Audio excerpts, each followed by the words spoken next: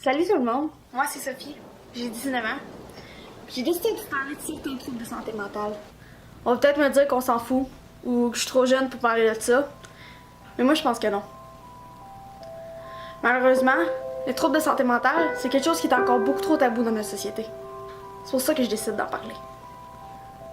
Je vais parler de deux troubles de santé mentale vraiment connus chez les jeunes, l'anxiété puis la dépression. Souffrant moi-même d'anxiété chronique et ayant déjà passé par la dépression, je pourrais vous énumérer une quantité incalculable de commentaires qu'on m'a fait par rapport à ça, parce que le monde comprenait pas. Mais avant, je vais vous expliquer c'est quoi l'anxiété puis la dépression. Selon le dictionnaire Le Petit Larousse, la définition de l'anxiété, c'est un état de trouble psychique causé par la crainte d'un danger.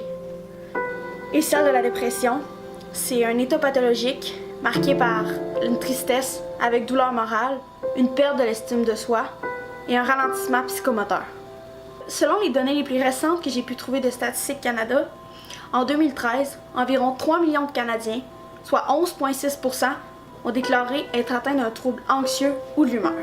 Plus d'un quart de ces personnes, soit 27%, ont indiqué que le trouble anxieux nuit beaucoup ou énormément à leur vie quotidienne au cours des 12 derniers mois. Ici, on parle de 18 ans et plus, mais l'anxiété touche aussi les plus jeunes. En bref, l'anxiété, ça touche tout le monde ou presque. Pour la dépression, au Canada, environ 11% des hommes et 16% des femmes feront une dépression majeure au cours de leur vie.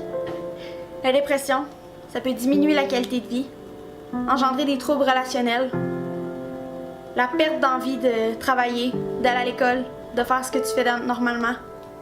Ça peut même amener des maladies chroniques, comme le diabète ou les maladies du cœur, ou parfois même mener au suicide. Heureusement, dans la plupart des cas, il existe des traitements efficaces pour traiter la dépression. Au cours des 19 années de ma petite existence, j'ai été témoin de tellement de commentaires de gens qui comprennent pas c'est quoi l'anxiété ou la dépression. En pleine crise, on m'a déjà demandé « Arrête donc de pleurer », comme si c'était si facile. Est-ce que la seule chose que j'ai envie de leur dire à ce moment-là, c'est « Est-ce que tu as déjà demandé à quelqu'un qui venait de se couper d'arrêter de saigner? » Non. Fait que pourquoi tu me demanderas à moi, en pleine crise, d'arrêter de pleurer? C'est ridicule. J'ai pas besoin qu'on me demande de me calmer. J'ai juste besoin qu'on prenne soin de moi. J'ai pas besoin qu'on me fasse la morale. J'ai pas besoin qu'on me demande d'arrêter de pleurer. Juste qu'on soit là pour moi puis qu'on m'aide à passer au travers de ce qui se passe.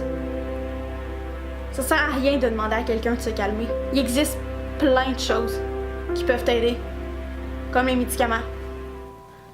Mais faut pas que t'aies honte de prendre des médicaments.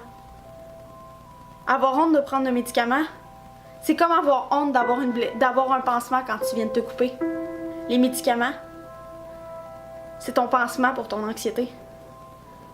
Si tu as besoin d'en prendre, si tu le sais que ça te fait aller mieux, faut pas que tu aies honte d'en prendre et pas honte de ce que les autres vont dire.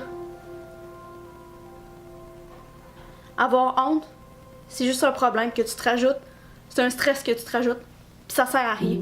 Puis toi, qui voudrais venir en aide à quelqu'un qui souffre d'anxiété ou de dépression, c'est facile.